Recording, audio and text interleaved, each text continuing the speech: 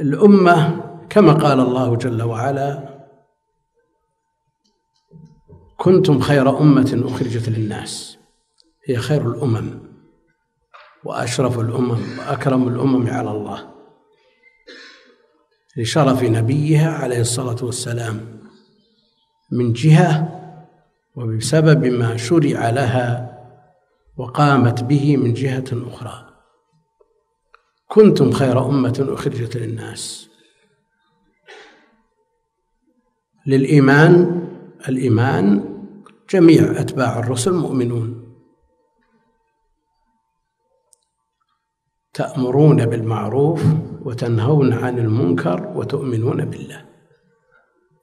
فهذه الخصلة التي هي سبب خيرية هذه الأمة هي الأمر بالمعروف والنهي عن المنكر، بخلاف من قال فيهم الله جل وعلا: لعن الذين كفروا من بني إسرائيل على لسان داود وعيسى بن مريم ذلك بما عصوا وكانوا يعتدون كانوا لا يتناهون عن منكر فعلوه لبئس ما كانوا يفعلون.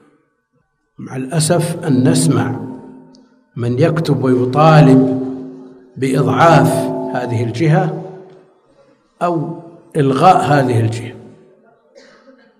لتكون الأمور فوضى، لا آمر ولا ناهي.